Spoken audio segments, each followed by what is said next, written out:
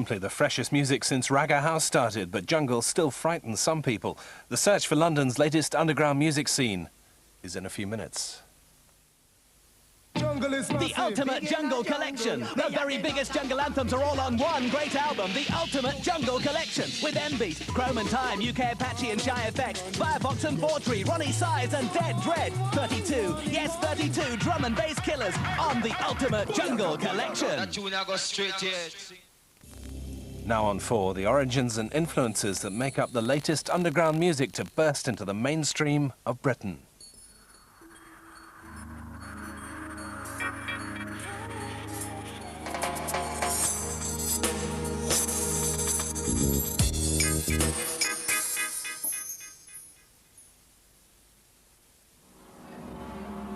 And listen carefully as we give you an education in jungleism. Just for you, London.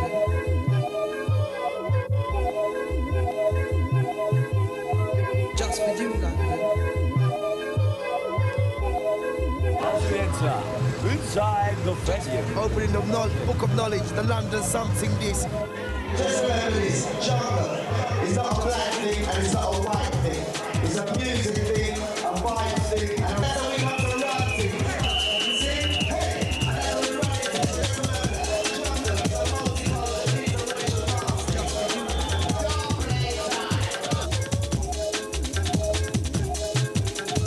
Just for you, London. No, I like what's it called, jungle. Is jungle sort of like ragga and rave, yeah.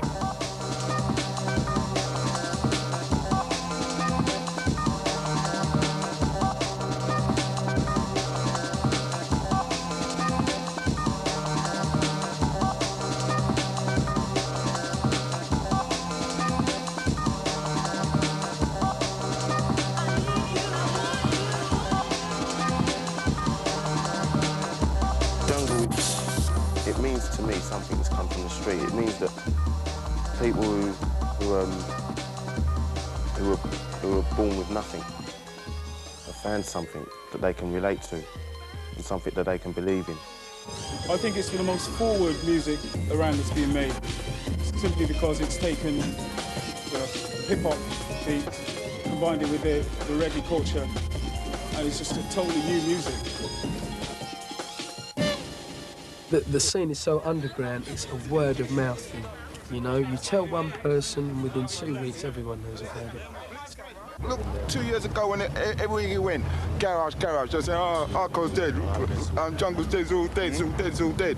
We carried it, kept it going, brought it to the country, and now they're keeping it going, same way. Jungle forever. Definitely London. It's a London thing. So, I mean, people in people's bedrooms, sitting down with their computers, making music. We know what type of struggles people go through on the street, you know, and that's mainly street people that go to jungle, people with street cred or whatever you want to call it. At the end of the day, it's all about people that come from an urban background and live, you know what I mean, in communities. Everybody call them working class or whatever, do you know what I mean? But it's definitely from a street level. No one really look at the British culture and say, OK, Britain's got its own identification, but, you know, people ignore that and just use it as a dumping ground. Belgium had a lot of influence in the music industry in Britain, saying that they were running it for 2 years, just pumping out their stuff into Britain. And being a Londoner, I said to myself, I had enough of that sort of sound, the wrong direction, and bring us all into somewhere we don't know where we're going. So that's when Ibiza sort of came about. But it never actually happened like... It wasn't like all of a sudden it was a jungle club. Together and like all of a sudden there was 1,000 jungle records made. It didn't happen like that. It just crept in, and I think the way that it crept in was through Ibiza Records, Reinforced Records. To me, they were the two main people that was creeping at Paul. Definitely Ibiza Records was the first person that started creeping in. Reggae influence, sounds. And it worked. The sound elements worked, the rugged influence worked. And I said to myself, right, I know what direction I'm going to, because my dad's got untold reggae music sitting at home, you know? Once the people got the taste of this stuff and they knew that it was working, more people obviously start going to work on it, and it got more and more and more, and all of a sudden the word jungle appears. And it started with a lot of import, Detroit stuff, hardcore acid. Then it was taken over by the East Londoners to kind of put the breakbeat thing into it. Mix the techno Detroit stuff with hip-hop breakbeats. Then it started getting a little faster, and that's where the changes really come into it. When we first come into the rave scene, about 1990, it was all techno stuff. You know what I mean? With a few of the tunes had like a bit of reggae in it, like a little caption from a reggae tune, but most of it was techno stuff, you know what I mean? Hardcore, like foot drums and loads of different psychedelic noises, you know what I mean? It was good, you know, we enjoyed it, but we never used to like rave to it. The first rave I ever went to was I can't remember recalling the exact name. I think it was called Energy, the rave, but it was in Cambridge, and the Ragga Twins took me there. And I can remember being cold, freezing cold, and I just weren't into the music. And I was standing up there and I was screwing up my face. And then one week I went to Astoria, and some DJ was playing, and he played this tune, We I E, right? And that was it, mate. We I E. Seen? That's why you got to big up man like Lenny the Ice from Arms House Crew, right? Because to me, that tune, there was a major influence into the whole of the jungle scene right now. That tune was like... When we came in, we started mixing up the ragga, or the reggae, with like the techno and the hip-hop. And it had a nice sound to it. Started MCing with the Ragga Twins, but they weren't actually called the Ragga Twins at the time. They were still Demon Rockers and Flinty Badman. Well, if a prison you are go, then go and go serve your time. And if you're free of that prison, then don't commit crime. If a prison you are go, then go and go serve your time. If you're free of that prison, then don't commit crime. What Flinty? What demon? A rude boy rock me near my prison. 10 years me get a me, I take it like a man. And me nah look no sympathy from no one. Me run this a place from top to bottom, and the navigator him a me right hand man. But Flinty, oh you look so frightened. Me no frightened, me a feel tension. What? Tension? What you talking about? You see the boy over there, so him eyeball me out. Oh, him? Yes, him. Sure, don't worry. Him can't get, take liberty. Me can do it, a stick of sense, eh? That is me tension immediately. Like most of the youths them that like 2 years ago, you'd have seen in a ragga dance. They're all in the jungle raves. When you go to jungle raves, you walk in and there's no space to dance. Everyone's in the middle, everyone's dancing, everyone's happy. Because it creates those hyper vibes. Before we went to ragga, but then I said to myself, we said to ourselves, jungle isn't for us. And went to rave and thought, boy, this is safe. We just came back ever since. I don't know, the atmosphere's better, the people. It's more fun, you get more for your money, basically.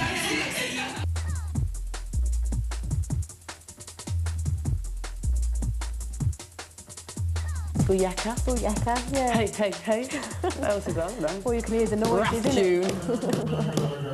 Hitch up! And that means, obviously, if the song is good and it's dropping well, then they want the DJ to stop and start it again. Rewind. And that tune drops, and you know what tune it is. Everyone knows what tune it is. And the buzz is unreal, it is. It's unreal. You can't get another one like it. That's another reason why I'm involved in the jungle music, because it's brought a lot of people together. You know what I mean? Like certain men, a few years ago, they wouldn't dream of talking to a white person, and the same the other way around. But now, we're all under one roof raving, laughing and joking together, you know what I mean?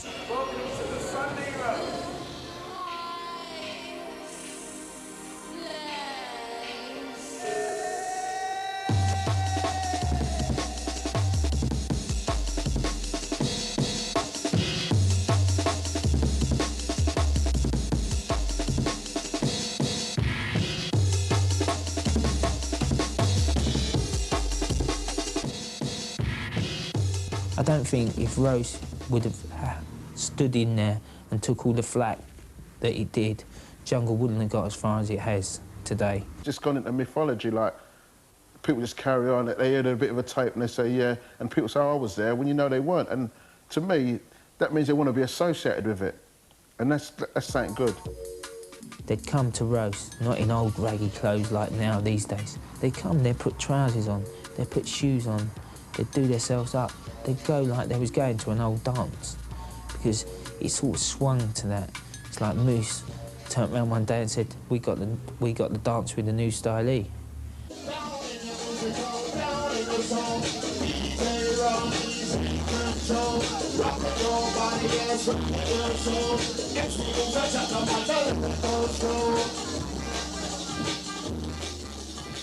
The people was getting knocked back from clubs like 3 years ago, 2 years ago. A lot of black people was getting knocked back from clubs and that and couldn't get in, and certain white people too. And Jungle brought them into the clubs.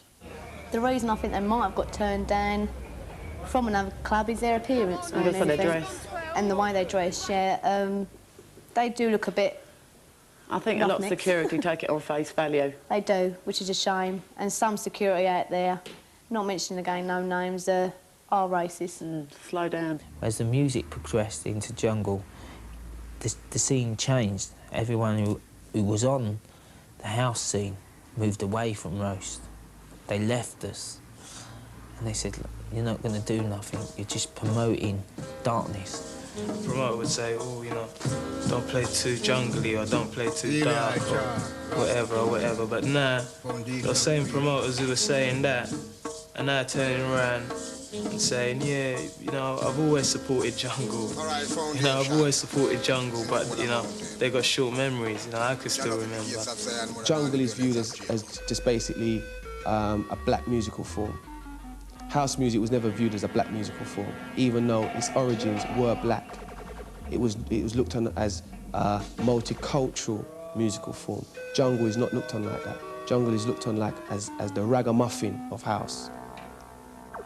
If you want to go, you can't go to certain jungle raves because, you know, them black guys there, they might just whatever, and it's kind of rough and, you know, it's a bit dangerous, which is all the stereotypes are creeping back in. Because it's now a black and white thing, that's why it's even worse. That's why the segregation is even more so being perpetrated by the media.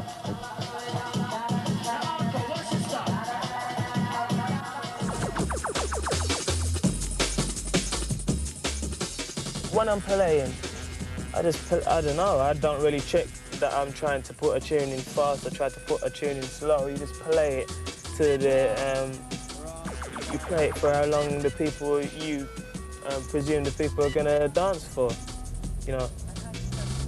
You just look at them, you've got to keep your eye on the crowd. Somebody told me that one time, long time ago, when I used to do scratching. I used to be scratching and scratching and scratching away.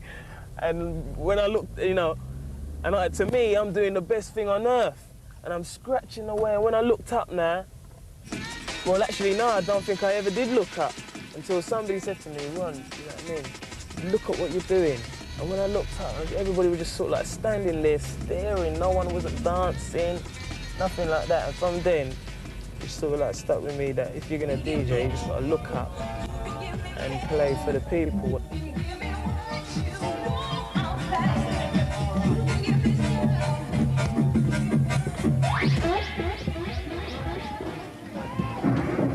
See, like, all the DJs, yeah, we all kind of graduated together. The originators are Fabio and Groove Rider. There are no other, you know, like, forefront of our scene. I think that the samples that I use reflect the way, like, how I'm making my music. Do you know what I mean? You know, people, you know, name, like, people, for example, like Goldie, like Groove Rider.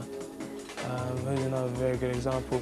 You know, the guys who do the Tom and Jerry stuff, generally a lot of the reinforced guys, you know, they're just this grown-up sort of air to their music. That's what's happening now. More and more people are growing within the music. Like, say they were 16 then, they've started, like, producing. They're starting to mature now.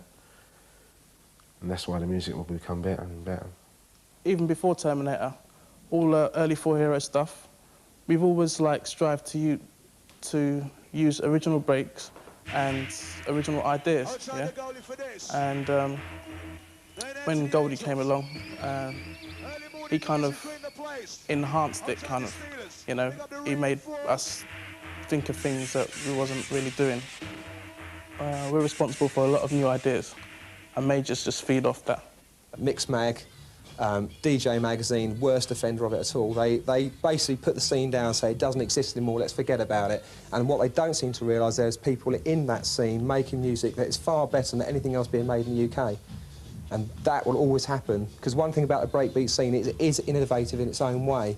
There are certain individuals making tracks that blow away all the house stuff being made in the UK, but they won't accept it. It's the only music around that's really challenging technology at the moment and are utilising all the technology that's around to its fullest. Since I've been going to the RAVE, I've seen direction again. It's the first place that has really buzzed me for about a year. And Moose, that's thanks to Moose, has shown me that scene. I bring the buzz element, that's what I say. It's getting more musical, you know? People are thinking about what they're doing. There was a time when music was being made and everyone was just putting in reggae samples and it wasn't really meaning nothing. But if you listen to the music now, you know, it's got harmonies, it's got violins, it's music. There's certain tunes that are delivering different styles of jungle. Jungle isn't just one thing, as I said before. Jungle covers a whole variety of different elements. It's only that certain people are hearing certain tunes and saying, oh, that's jungle. The mass media never take it seriously because they'll only be in it as long as it's making them money. Do you know what I mean? It's the same with anything, really. You just, if you believe in it strongly, and we do, this is why our scene is underground, do you know what I mean? But yet, saying that, we still have the biggest parties going about.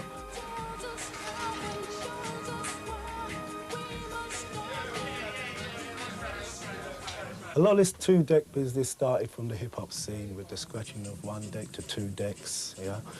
Well, then it moved on to the hardcore scene, mixing up two beats. A lot of the DJs followed the fashion of chopping up with the crossfader. But as the music got a lot more technical with the combination of break beats in one track, it became a bit too much for the ears to follow. So where Randall had kind of got the advantage was that he kind of made it seem like it was a 2-hour session of one song. The blending of the tunes and carefully selected and cut across at the right time without this chopping up business made everyone easier to follow the beats. And this one will put you in a trance. And we all this time to dance.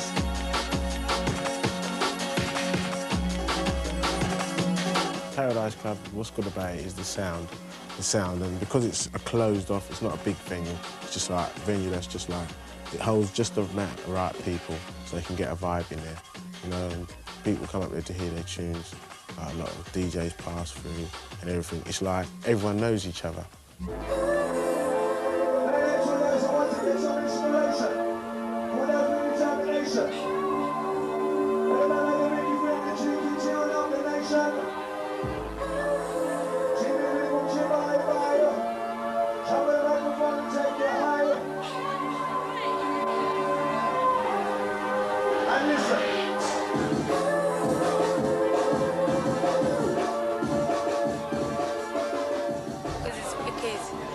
Nice atmosphere, people are friendly. You know, we come all the way from Cardiff to come here. Kind of to dance and just, you know, drop the week, the whole thing that happened in the week and just drop it off and just rave. If people go into a club and stand about looking good all night and then leave a club and then you talk to them people and they say, was it a good night in there? They couldn't really tell you because they probably haven't listened to the music. So they're obviously more into the club than what they are the DJs and the music. This thing is more about the music. The majority of the youth today are listening to pirate stations. It's like a network. You've got the label with the company, you've got the radio station for plugging the stuff, and then in turn they come into the shop. They listen to it also in a rave. The DJ comes in and buys the record in the shop, and then he'll play it out. Certain music that's getting played out there doesn't, how can I say, doesn't get what it deserves, doesn't get the promotion that it deserves. And pirate stations are willing to take on that music, namely jungle, breakbeat, hardcore music, you know. And it's the pirate stations that are giving that music the outlet. so that if you can't afford to go to raves, at least you can tune in on your radio. A good thing about Pirates to me is that you get to communicate with a lot of people. You know, that's the main thing with me. It's just the atmosphere, the friendly atmosphere, the family atmosphere. Like, we have some regulars who you hear, they send out shouts to different people, and they hear other people that phone up just as regular. And after a while, it's like, yeah, they send out a shout to the regular caller, and that regular caller send one back out to them, and the next minute you hear they're both ringing from the same house. Geezer, Sunday afternoon, sun blazing, Cool FM blazing across London. Some geezer phones up from Brixton. And he goes, yeah, mate, listen, I just wanted to tell you, right? I turned up my bass line on my speakers and everything. Like, I'm blowing out all the windows. Blowing out all the windows. There's police out here and everything, mate. And it's all gone off. Like, killing myself. And then there's people like phoning up saying, what happened to that geezer in Brixton? Window blowing out. Pirate radio is like, for me, it's a part of my life. You know, it's not like it's a hobby. It's a part of my life, 7 days a week. You know, it's like it's a job. No boosting or nothing, but when Lush was on, I hear stories coming back to me saying, oh yeah, Darren, fly, fly, fly. All the people are telling me about how you lot are good on the radio. Nah, no one knows about us, really. No one really knows about it, so it's cool. Jump to the bass, I rock to the bass, ride to the bass, I drive to the bass. Jump to the bass, I rock to the bass, I drive to the bass, drive to the bass. King of the block, he sets the pace. Coming on strong for the upper bass. Jump to the bass, I rock to the bass, I drive to the bass, drive to the bass. We coming in, moving as we enter into the combination with the MC getting the Ricky Bad Man. You appreciate the music more with MCs. People talking, you get a joke and you like it. Yeah, you do. Sometimes you do, sometimes you don't, but you know what I mean? 5-0, GQ, all them man there. Big up, respect. Money don't slip, trip, bust slip. G's on the mic, get ready for it. Brand new style for 1993. G's on the mic, run, come follow me. I just kind of roll with the DJ, do you know what I mean? It depends what kind of vibe he's letting off. Moose's MCing before was different to what his MCing is now. Sometimes he's just talking, and other times he's toasting. And the same with 5-0, same with GQ and people like that as well. And this is like a part of my musical history, as well as the community. And through here, you see DJs in action. And this has all changed, like throughout the years, to try and suit the community. Everyone around here seems to know my face because of music and how long I've been playing music, whether it be parties, christening, or the radio station where I took you, you know, where I first was the first one to be playing, like jungle and house. I play all types of music. You know me as an acid man now, right? Yes. All right, well, I didn't originate from acid, did I? No. Right, so this is where I originate from. So as a in the reggae beat, right. playing reggae. Yeah. So there we go. We have that to discuss. Why have you gone to acid and not stop playing reggae? I haven't. Right. I haven't. You know I haven't. It ain't gonna be accepted in Harlesden just like that until they hear the reggae orientation of it. Once they hear that, then it'll be accepted. It's starting to be slowly, but they need to pick up on the reggae side of it, like I was saying to you with Jerry back in Hawkeye then. You see, the first thing he says is I've sold out, but I've not sold out. I'm trying to big up what he's doing in the music I'm doing by chatting reggae slang on jungle music. I'm proud of it, yeah. And we want to brighten up the houses in the area and give a better image. That's what we're trying to do. We're trying to, with the music, it doesn't matter whether it's music or people, there's still a communication between everybody of all ages. With me and Moose, we you know, we've got a rapport with us. We've got a telepathy between us. In West Indian terms, it's, I say coot to coot, notch is notch, and we respect all article rude boys for that. Meaning, the notches, they know you know how to behave yourself, and if you want to become a notch, you should show the right attitude within the rave scene. I wasn't really into it at first, but it's just got better. Taken over, eh? Definitely. Like a drug, get addicted to it. Definitely. All those closet jungle, it's like Rebel said. Get out the closet, man. You've got too many skeletons you're hiding. It's true, man. It's because of public demand why all the bad things that have ever been said about jungle, they've been futile because jungle's still here. It's even stronger than what it was before. Yeah, it's made me look at life in a different way, really. You know what I mean? When I was younger, I just wanted things quickly. You know what I mean? I wanted my car quickly. I wanted my bike quickly. I wanted them clothes quickly.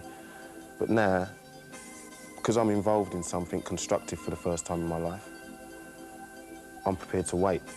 You know what I mean? I'm not in no hurry now, because it's not going away. It's there to stay. As long as I don't mess up in it, then it'll be there for me. You know what I mean? Because, like, before I started DJing and before I started working on the London Transport, I was always in and out of prison. And I never had a future. But then the last sentence I'd done, I came out in 1986, and I thought to myself, I can't go back to jail again. I'm a big man now, you know what I mean? I've got to try and sort something out. And lucky for me, the rave scene started, and I just got involved with that and made something of myself. Really, this is just an era we're in now, this jungle scene, because not so long ago there was another era with the sound systems and what, and all the DJs who are going to be watching this program, who were around in those days, they'll know exactly what I'm talking about. Some people were well known then, and they've come through and they're now in this scene and they're well known now. It's just one of those things, it's just a progression. You like junglist music? Jungleism? Yeah, yeah. It's all right, prefer hard house, man. Yeah? Yeah. What is a junglist, mate? Hard ass is not getting it, mate. You the rat pack. See? This is MC Moose, 5-volt navigator, okay? Rat pack. Who's that?